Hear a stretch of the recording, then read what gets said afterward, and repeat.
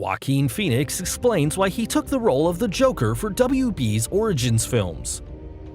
Among the many announced DC films supposedly being on their way in the next few years, and there sure are a lot of them, none can be too sure of which will actually see the light of day. But whereas I'm less inclined to place my chips on, say, The New Gods or Cyborg, the upcoming Joker origin movie can lay claim to something that not many others on the alleged slate can: an actual green light given by the studio. Interestingly enough, this picture will set itself apart from the rest of the DC Extended Universe because, for one, Joaquin Phoenix has been enlisted to play the Clown Prince of Crime as opposed to Jared Leto. Furthermore, it'll be afforded a smaller budget than most DC flicks, think around $55 million, and is said to be an exploration of a man disregarded by society that is not only a gritty character study, but also a broader cautionary tale. Having been tight-lipped regarding this subject in months prior, Phoenix finally spilled some beans while speaking with Collider, a conversation in which he addressed the daunting task of playing a timeless icon head-on. "I take a lot of time and consideration when making decisions and what I'm going to work on always. So in some ways, the process, which is obviously reading a script and meeting a filmmaker and then continuing to have meetings and discussion with Todd Phillips. I think he's very impressive, and he seems to have a very interesting understanding of this world and what he's trying to say. And so there is something very appealing about that and working with him on this particular project. It feels unique. It is its own world in some ways, and maybe, mostly, it scares the fucking shit out of me or something.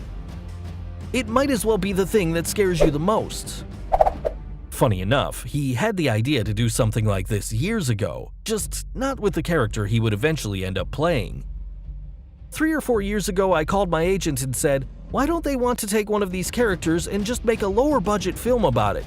A movie, but a character study. And why not take one of the villains? And I thought, you can't do the Joker because, you just can't do that character, it's just been done.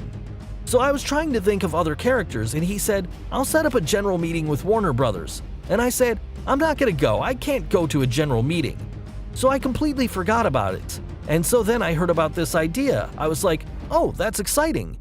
That's the kind of experience I wanted to have, with a movie based on a comic character.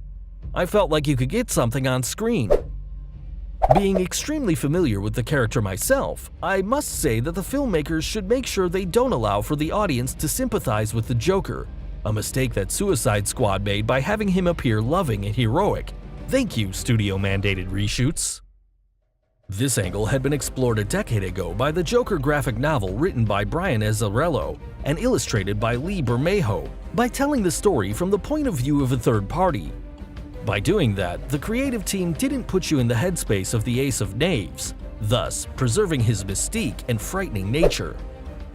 Getting back to Phoenix himself, he wrapped things up by teasing the depth of this project.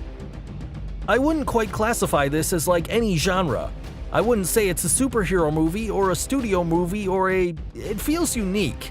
And I think more than anything, and probably the most important thing, is Todd seems very passionate about it and very giving, and so that's exciting.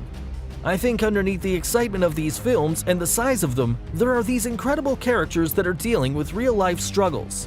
And sometimes that is uncovered and exposed, and sometimes it isn't. And so I always felt there were characters in comics that were really interesting and deserve the opportunity to kind of be studied. And so I think that's what Todd sees appealing about this idea. Stay tuned for more additional details about this Joker film, as we imagine there will be much, much more to discuss in the months to come.